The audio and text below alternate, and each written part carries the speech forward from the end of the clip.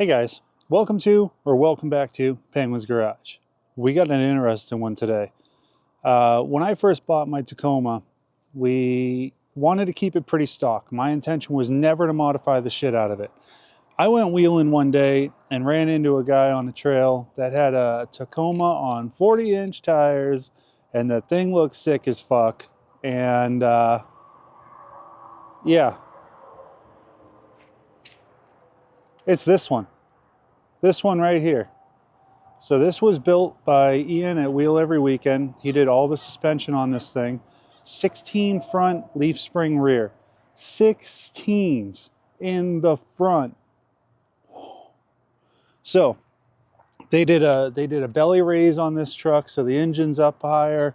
The complaint is the brakes suck on this thing. Now, I'm going to be doing an Ibooster on this thing. We'll see if that fixes it, but I need to do some preliminary checks on it, see what's going on. Not really, this dabbling into the brake scene is kind of new to me. So I know how my truck performs. This here now has Dodge 1-ton brakes in the front and something in the rear, and things have been modified and still not working. So we are going to go test drive this thing now, see what it feels like. I'm going to check the brake lines, make sure they're going to the right spots, kind of see what's happening with it. We got some wiring to tuck up and clean up, but this is a nice little project. We're going to be farting around with this for a few days here and see what we can come up with. So here it is. It started its life as a silver cab and a half like mine is. He cab swapped it after he did this. So right now it's got black door, silver, green, like it's all sorts of different things here. He's on 40s and got a lot of the same stuff mine has. He's got the stiffeners coming through it. Mine doesn't have this. I think, oh yeah, Ian added that. Okay, so that's, been added. He's got some bump stop trays made in here. In the front, God, look at these things, guys. Look at that monster. All the way up in there. Jesus. Yeah, so the wiring here is something we're going to be cleaning up. When they did the cab swap, they just kind of threw stuff in there. And now when this thing's stuffed, it almost touches. In fact, he said he's rubbed on this a couple times. Yeah, you can see right there. He's rubbed on that a few times. So this thing's done nice. These are something that Ian's been promoting lately. It's a washer that captures the bolt. So yeah, there's things we're doing to this, but let's go drive it. First impression, my foot went right to the floor. If I pump it, it comes alive and then goes right to the floor again. Oh yeah, I'm sinking. Guys, we have a failed master. All right, I can't safely do both these things at once here. I don't have the right camera mount with me, so I'll be back. I did a whole bunch of shit to this truck already. I tucked wires. There was things, they changed the cab very quickly and he wanted a couple things altered, so I did that. One of which being I changed the way that his battery terminals were because they were all just stacked on top. Now, the main thing what we're doing on this truck, and the only part I'm going to film on this truck, is the Ibooster. So I'm going to be yanking this out. It's got a 1-ton master, and I don't know what the fuck he's got for a booster in this thing, but the master's shot. This truck has no brakes. So I'm going to just yard this out, and then I'll take you through the process of trying to fix this. Okay, so we got a pile of shit on the floor, and we got a big hole in here. So given the size of all of that, by the time this booster gets in here, I'm going to have so much more room for activities. We're going to be able to have an orgy in the engine compartment, which this engine's actually been raised to give him more up travel on the suspension. That being said, he had a lot of firewall flex on this, and I'm seeing there's a seam all the way down. I don't know why they welded it, but there's a weld seam there. It is what it is. There was also a missing bolt on the bracket here that goes upwards. So that gets bolt back up into the actual frame for the dashboard on the inside. I'll show you guys later, but the machinist is on his way over. We're gonna take the plate, slip it into place here, see what it looks like, and then I'm gonna clock and orientate the other thing, and then I'm gonna give it back to him. If you didn't see the video on my Tacoma, here is the master cylinder now. So let's hold it next to this. Massive, massive difference. So we go flange to flange. Look at that. Look how little this thing is. And you look at that and you're like, you're not going to do anything, but it's a 1.1 bore. And it's angry. So he had portioning valve in this thing, which is right here, the Willward proportioning valve. And then there's also, I guess this thing holds 2 PSI in the line to the rear. This is coming out as well. I'm getting rid of all this shit. I'm gonna just put it back together, just as basic as can be. You get the line coming out of here, going backwards, you get the line. So the back line is the front and the front is the back. And I'm just gonna have it lined in and then right to the wheels, because that's how mine is and it works friggin' great. I don't want all this other shit in there. So yeah, that's the part I'm at now. Okay guys, it's been a few days. We have several renditions of these plates, and what we've come up with is essentially 2 different options. We have a right-hand clock, so it's going to move the thing just a slight bit to the right, and then we have a left-hand clock. Obviously, what does that do? Huh? It moves it to the right as well. Anyways, so here is the piece, and then I have it threaded with studs. So these studs thread in. I'm gonna Annie sees the parts that go on here and Loctite these ones. So it'll work just like, you know, head bolt studs and everything else. It'll keep the tension on there. These plates get a little bit close to these holes. You can see there's almost nothing there. However, those are only half the thickness of this plate, and these studs, they thread all the way through. So it got plenty of meat, and that's only one of the holes out of 3. You guys at home know that if you can use most of the holes, that's good as anything. So here is the final. I mean, this is the almost final prototype. We moved the center hole over. You can see this one here. We had to move this over a little bit, and then we changed some things, and we did some things. So it's going to have a finish very similar to this. Everything's chamfered and done real pretty like. Here's the current one that's going in this truck. So all the edges are chamfered. It's cleaned up all the way around it. It wasn't surfaced because we didn't want to take any material off the surface. But the ones that I'm going to be designing and doing, they're going to be real nice like. And I'm thinking about doing my logo in the top here, like a big giant wiener. Anyway, that's for another day. So how this works is these are counterboard. So we're going to take this right now. Now this can orientate in 2 different ways. And I'm going to say 2 ways because we have options, but I'm not designing them unless they are absolutely needed. And if they are needed, then I'm going to do it here in the shop. You will have to bring the vehicle to me. But the master cylinder way that it sits on here, you have the reservoir. If we go too far, the reservoir is going to get aerated, and the other way, it just won't work. So that being said, I'm going to make a plate here so that the master can turn. So if you need to run this thing sideways, you can. And everything that I've found so far, these things will run in any orientation. They don't care. Right now with these plates, this goes on there. See how nice that goes? Well, it has to be perfect because they are fucking perfect. Jesus. See how nice that is? So fuck. So it's perfectly centered in there. And then this, the way that he clocked this, centers this perfectly in the vehicle as well. Nice. So I can run it like this, or I can take the plate and then I can spin it and I can run it like this. This will obviously put the master down lower. This obviously puts it up higher.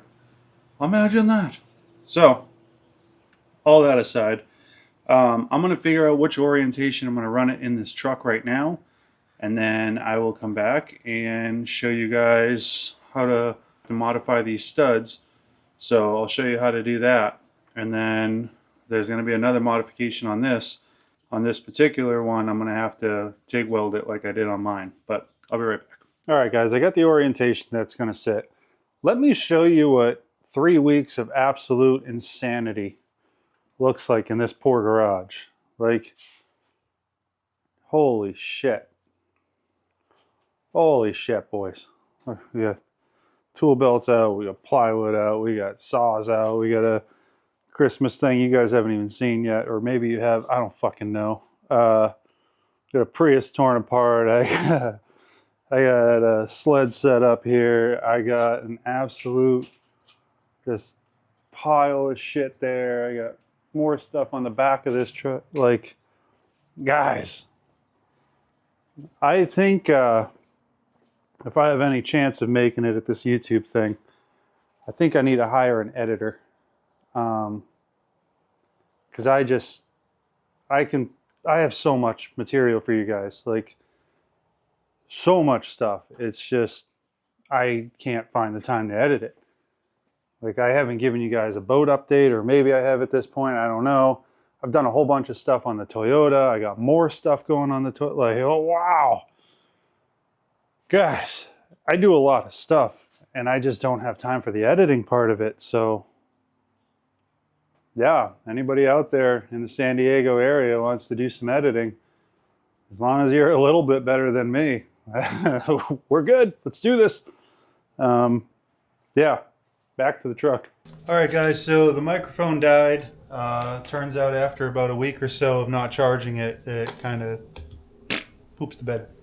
Got all these cut with the plate on there. Everything's looking good. What I'm going to do right now is massage this plate.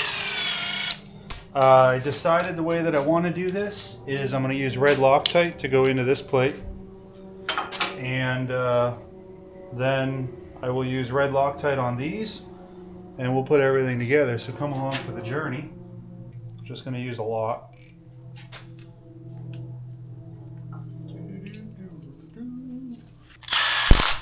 Ugga dugga, ugga dugga.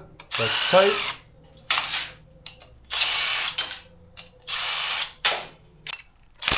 When I get my hands on a stock Toyota, I will do a real in-depth video on, like, here's what you're gonna do. But right now we're gonna just, the nuts I'm using, locking lug nuts. These actually bite in pretty friggin' good too.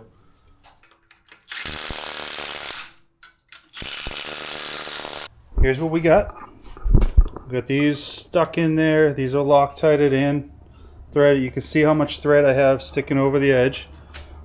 I think with the use of Loctite, I'm good. I had debated using those nuts where they pinch in, but I think this is better. I like this. I'm good with this. I'm great with this. Also going to reuse the stock gasket for the truck. That's going to slip over here. And now we're gonna slip it in the truck. One thing, this one was missing the bolt for the brake kit, so I'm gonna have to stick that in there and then deal with the brakes and bolt it up. Usually this doesn't move, so you can slide it back in, put your nuts on the other side, and you're gonna love the way my nuts taste. So I'm gonna get the wiring done on this real quick. If you watched the video on my Tacoma, then you'll see how I wire it. On this one, you're not going to see how I wire it because that's kind of redundant, and I don't want to deal with that right now. Okay, so I put off wiring it. Here's the unit. It is bolted into the wall. You can see it's nice and rigid in there. This bad girl is a stopping machine now. So on this truck, I have plenty of room here for the connector. The bottom connector is over in here, so that'll be fine. Master will bolt right in. Let me show you the next part we got to worry about here. So this coupling doesn't fit. So this is a 7mm on the shaft, this is a 12mm, and this unscrews. So show you how we get that done. So I got a coupling, little adapter. So I'm torn between doing this two different ways. I can get a piece of threaded rod, put it between these two, and then just Loctite those, and then you would screw this on and there would be your adjuster, such as this. So this will go thread on there nice and tight, click click, and then this will thread onto there, and then we're done. On mine, I TIG welded this, so I'm unclear as to how I want to do that yet, but that's what's going on underneath the dash right now. Here it is. Yeah, that'll work good. So I'm gonna load this with Loctite. So everything here so far has been 8x125. So that's on. Now we're gonna glob this all together.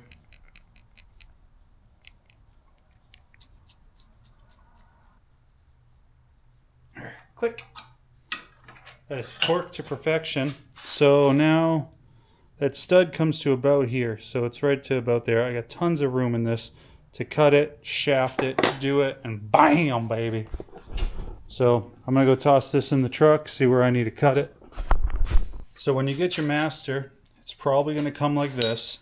The lines on there are gonna be thicker than what you are used to. So we crack these out, get these out of there. Now, secret sauce number 2, we have adapters. What? So these go from 12x1.5 to 10x1.5 and allow it to work on this truck. So if you need to change your brake line, on this particular truck they put an adapter in the bottom. I'm not going to use that. So take it and rub it around a pipe. Rub it. Rub it raw. Wrap it around a pipe, and then you can get your little coil so that if it bounces around, it takes up the impact here. 3 to 4 little spinny spins should be more than enough. So yeah, little tech tip. Okay, so it's the next day. I did just learn something. There are 2 different pieces that come on these cars. So I don't know which one's for which. I'm assuming that the 18 Accord is the one that comes with the littler one. I don't know what the bigger one is, but it doesn't work for this application. It's a little too wide. You could put a spacer in there and do some other shit. Also, the pin for the brakes, I got 1/4 inch stainless pins. Those do not work. They are actually 6mm by 20mm are the ones that are needed. So I'm gonna start over again with this little fella. Luckily, holes are the same. Everything else is the same. It's just a little wider. So I'm gonna remove the stud, clean it up, Loctite it into the other one. And I'm confident that this is gonna be a good fix because I had to use heat to get these apart. So Loctite did what the Loctite did. All right, guys. So this is a Blue Point inline flare kit. It's amazing. Basically, you wrap this around the line as you normally would. You line up the shoulder like you normally would to here, and then this threads onto it, and it makes provisions for this to sit in here like this. Goes in there like that. This screws onto it, and it crimps away. And this thing is amazing for when you're in tight areas like that. We got the little 2 psi chingus in there. That's gone. Don't need that anymore. When your disc brakes in the rear, disc brakes in the front, you plumb it straight together. So this is bolted in. Flare in there. We got our lines plumbed in here. You can see we got a cute little curly Q for the line. We did that with the pipe as showed before. I got to shorten this line a little bit as we normally do. So I'm going to shorten it up to, I don't know, half. Take off the whole coupling, move it forward. That way I can tuck this down in here like this. And it's a little different because the engine's higher in this truck, but that's essentially what I want. I just want this thing to be square and not look like a, you know, toddler fucking installed it. I'm gonna fucking do something. So yeah, she's plumbed. For those of you that don't know, being plumbed means that it is all attached and technically should hold fluid. So next time somebody says that I went over to your mom's house and fixed her plumbing, it was her brake system. So just in case you were wondering. Anyways, back to this. All right, guys, so here it is. Got the booster installed. A simple bracket, just a right angle. A little more than a right angle, and then the master sits in nice and low. This angle here, I'll show you this close up. It is a little bit facing downhill, but I'm not worried about it because this is always going to be full.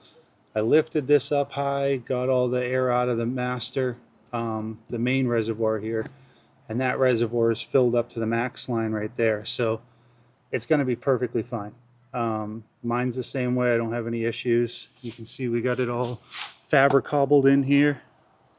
Wiring is something that I will handle on a factory truck. When I can find somebody with a factory first gen Tacoma that wants this done, then I will show you guys that. I got to find that soon because I need to finalize these plates. So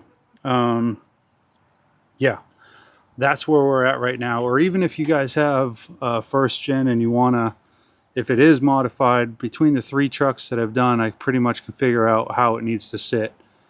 So if somebody else wants an Ibooster put in and you're local to San Diego, then hit me up. Okay guys, we ran into an issue.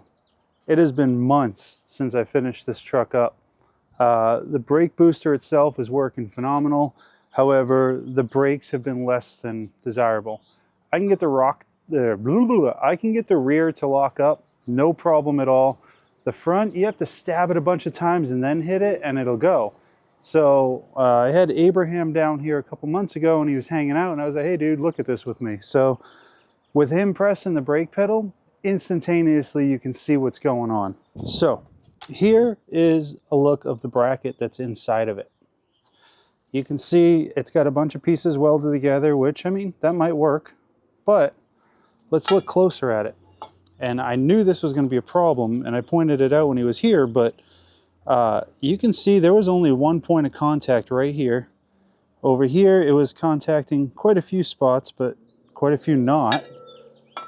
Go to the other side, and this is where the bolts would sit. So the bolts were good, but where the bracket and the caliper met were not. You can see an air gap in here. That's a major problem. And then you can see that there's a stink bug right here. That shouldn't be there either. And now he's not. But this plate flexes. So this caliper sits here and it's twisted like this. And then when you apply the brakes, it twists. But what that's causing it to do is the brake pads essentially will back off. So then you have this much movement every time you hit the brakes. So it's using a lot of the hydraulic force just to straighten itself out. Insert Northwest Fab. Now, if you guys watch the channel and seen most of my videos, you'll know that I have a Northwest Fab doubler in the Tacoma. And the quality of their shit is ridiculous. This is all billet machined. Like, yes! Say it with me. Yes! If you actually said it while you were watching this video, you're the best. So here's another thing. Notice, this side's already been done. I put it together to make sure there were no hiccups before I look like a dun-dun-dun on camera. You can see the brake pad in here has, you know, it's set in. There's a micro bevel on rotors to let you know when they can't be machined anymore. And it's inside of that. And then in here, it's going all the way to this dead edge right here, where if you look at the wear pattern, it's about a 1/4 inch up. Let's go to the other side. Oh no, Charlie. The brake pad is sticking almost a 1/4 inch out from the rotor. So it's overshooting it like this. And you can see the wear edges on it. So let's get this fixed up. We're gonna finish this braking issue. Now this has been bugging the shit out of me for a while. I knew what the problem was, but I didn't have a solution. And then he was like, hey, Northwest Fab has these brackets for, I'm going to say it's a fair price, but they're pricey. They're $600 for the pair of them. However, I mean, there's a noticeable difference between the $200 or whatever dollar pair and the $600 pair. So that's where we're at right now. We're going to get these thrown on there and then take this bad girl out for a drive. Hopefully there's not a ton of traffic. And we'll get her locking up, I'm hoping, and the booster will be all done. This is not something normal. In fact, what I've come across so far doing my truck, I just did another Jeep. A video will come out at some point of me doing the Jeep. The booster has tons of pressure. So go into these, this is a 2012 Dodge big brake kit is what they call it. It's from a 2012 2500 Dodge, rotor and caliper. Huge upgrade, they're massive, but was it really necessary? I don't know, because my truck stops fucking phenomenal with just putting the booster in it. And this is a self-inflicted problem by going to these brackets. So, I don't know. Put a booster in it first, see if you guys like it, and then if you still require more braking, do this. So, yeah. Let's get it tore apart.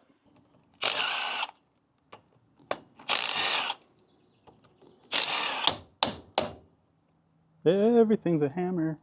Ooh, that was looser than I like to see them.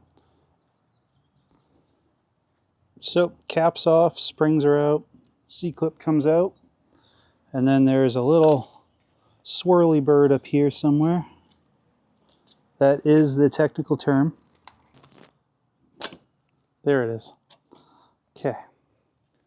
So, I always grab this with a paper towel because they suck. You don't want to pull too hard, you just kind of wiggle them and then they come out. There it is. All right. So that's that. Then we got to try and get this out, which sometimes they come right out. This one came right out, the other side did not. All right. Now we throw a paper towel over everything to keep the dirt off it. We take our fancy socket. That's loose. Beautiful. That should not have been loose. That's a bad thing. That's the locking nut.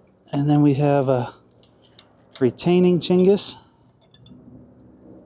And then we got one more of the funny bolts in there. But we got to get the caliper off first. I'm going to take the whole bracket off because there's no point in separating this. Alright, there's that. Always hang the caliper. Alright, take this off. Now, we take the last nut out. Pull that right off. Wind that around a couple times. Set that aside.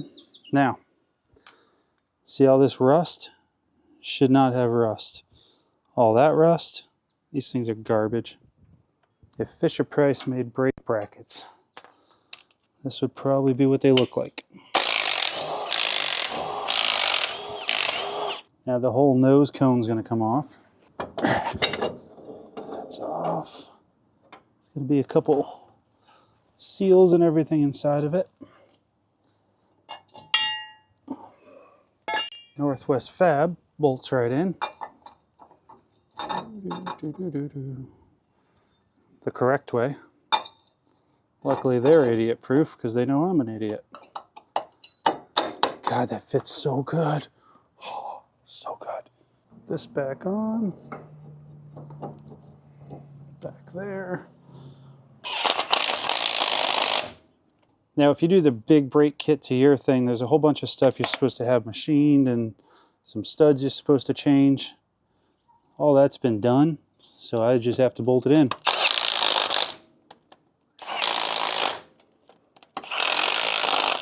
These are heavy. I'm a pussy.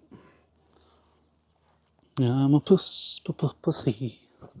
I'm gonna throw some Loctite on this. Not completely necessary, but fucking makes me feel good.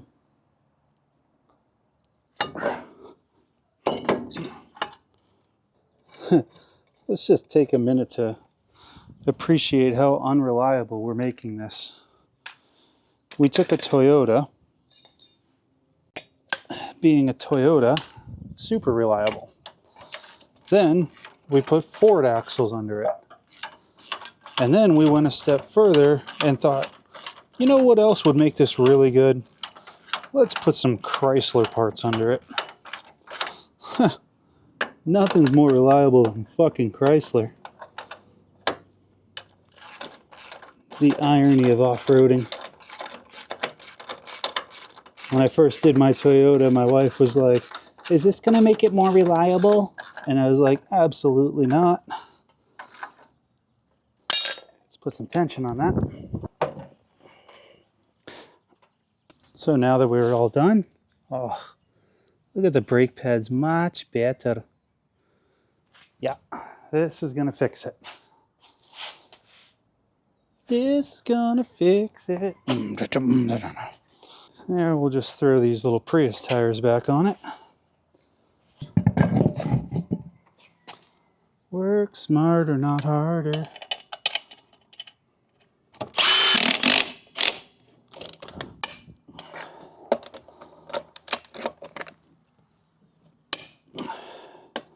It is missing a lug nut, we need that, but anytime I work on this stuff, anything off-road, it gets Viz torque, which allows you to see if the nuts or bolts or whatever you put it on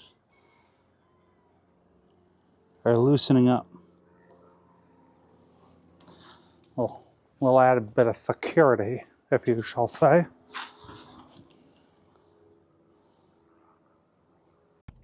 Okay guys, so I'm noticing there's a lot of footage that's missing off of this, and I'm just trying to hodgepodge this thing back together. A lot of effort went into this truck. I road tested it after I did these caliper brackets, and there was no difference in the brake pedal. Had Dave come over, he hit the brakes for me, I watched it, they are no longer deflecting, so I was kind of at a loss of what to do. I didn't know if I should go from 3/16 up to the next size brake line, or if I should double down on the brake lines. I didn't really have a direction to go.